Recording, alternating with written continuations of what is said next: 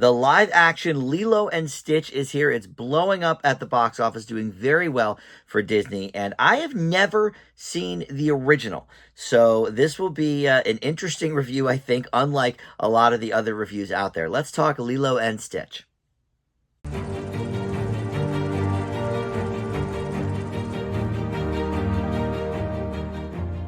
Hey guys, Dan here. This is Dan Reviews It. Welcome to my movie review for Lilo and Stitch 2025. We have a lot going on here. I did read up on some of the differences in the two films, but obviously I'm not going to talk too much about that as I never saw the first film. I was going to actually watch it the week I saw the new one, and I thought, you know what? I think the review will be fresher if I don't have the context of that first movie. And people love that first Lilo and Stitch movie, especially like women in the now, 30 to 40-year-old range, are really drawn to the Stitch character, a lot like they are with the Minions, little cute alien type characters that say very few things and sort of are cute and everything.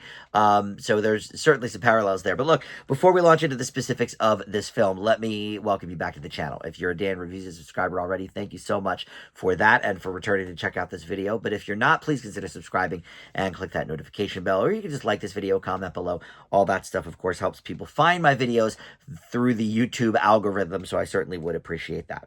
All right, so this was directed by Dean Fleischer Camp, who created and directed the film version of Marcel the Shell with Shoes On, which was a big hit for A24 on the indie scene a few years ago. And in fact, I just recently rewatched that movie like 3 or 4 weeks ago, and it's a really, really fun movie, holds up very well.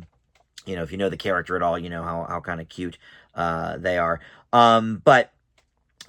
So he was tapped to direct this, had nothing to do with the original, but there are people involved with the original here in this film. So you have Chris Sanders reprising his role as Stitch. He wrote and directed the original animated film and continues to voice the character here. You also have Amy Hill as Tutu, who is a native Hawaiian, a longtime neighbor of Lilo and her sister, and this character, I guess, didn't exist in the original film, but she did play Mrs. Hasagawa in the original movie and the series that followed. And then you also have Jason Scott Lee, who originally voiced the character of David, who is here in this version by Kaipo Dudoit. But he plays a different role in this movie. So there's a handful of people involved with the first movie that have stuck around for this version. And if you're unaware, Stitch is essentially an alien. He's called Experiment 626, and he is sentenced to exile for his destructive behavior where he is.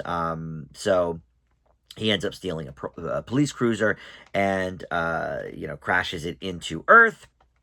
And that's where him and Lilo sort of end up meeting. Lilo is a 6-year-old Hawaiian girl who we see in the opening scene expelled from hula school for pushing her bully off the stage during her performance. And really, good for her.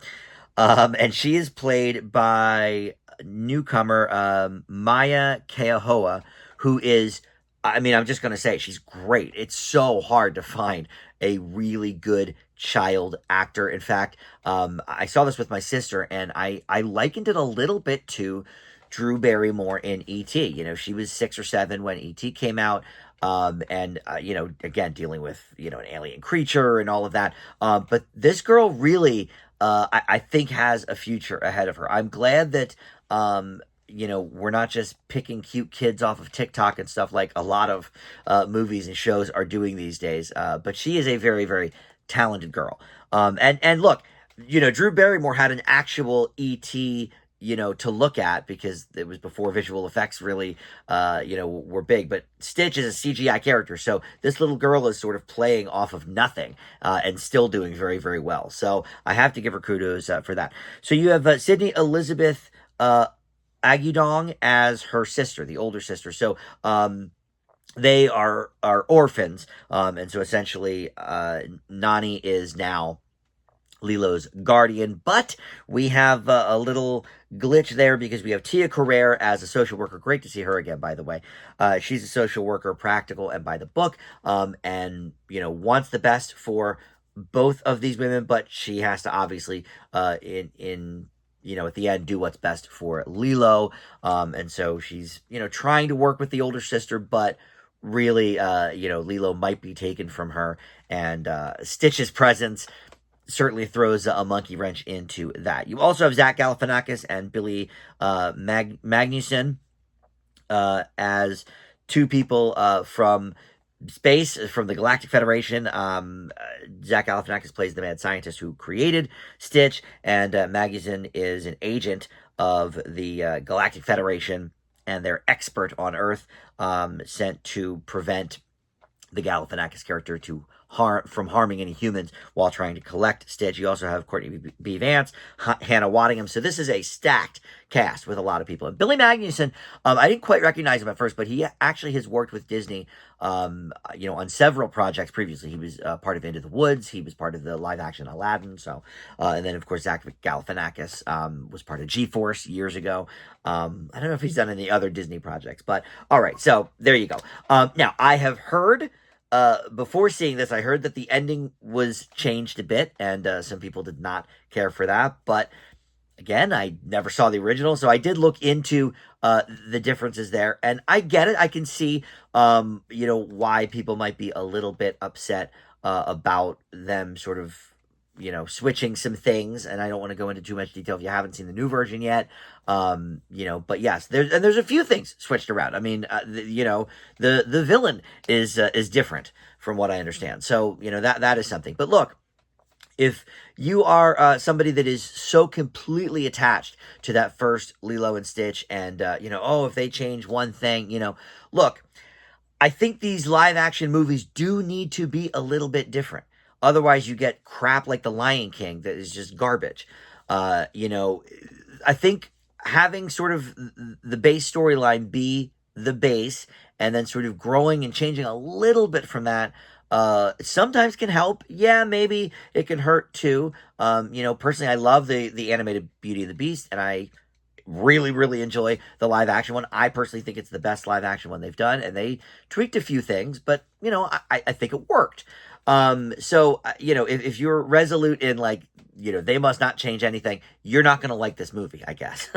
But for me, I really enjoyed it. I think, look, the basic plot is always going to work, right? Little girl befriends the alien creature. I already mentioned E.T., but there's a lot of examples of that, of the young child and the alien becoming best friends, and then people want to take the alien away, and it's a big issue. And the whole series Alf was based on that, right? But no, Stitch obviously becomes part of the family. At first, they think Stitch is just a dog, because he sort of changes his appearance a bit, loses his antenna and whatnot, to appear a little bit more like a dog. He's still blue, so that's not usually dog color. But anyway, we're just going to suspend that disbelief and go with it for the humor of the film. But look, I think this is well done. I think it is one of the better live action versions. And there's been a handful that I had not seen the original movie for. I think The Jungle Book, I had never seen the original, or if I did, I was like 5 and I don't really remember it. The Little Mermaid, I had never seen the original. I know people can't believe that. But this came out at a time when I was already well into my 20s when Lilo and Stitch came out. I just wasn't. There's a whole chunk of Disney movies for 10 years I just didn't see.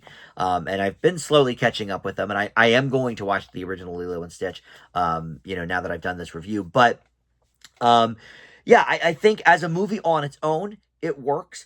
I can't speak to how it works against the original, but I think it is a really good family film. It's cute. It's funny. I think it probably holds a lot of the same characteristics that made the first one such a hit. And look, coming off of kind of a not so great live action movie like Snow White from a few months ago, I think this will, right the ship in a good direction for Disney. I really think this is a fun movie. Stitch is a great character. I can see why, people kind of fell in love with him. And again, I'm going to say this little girl's name, Maya Keahoa. She is really great. Is it Maya Kealoha? Maybe that's what it is. So see, I'm glad I said it again because maybe I said it wrong the first time.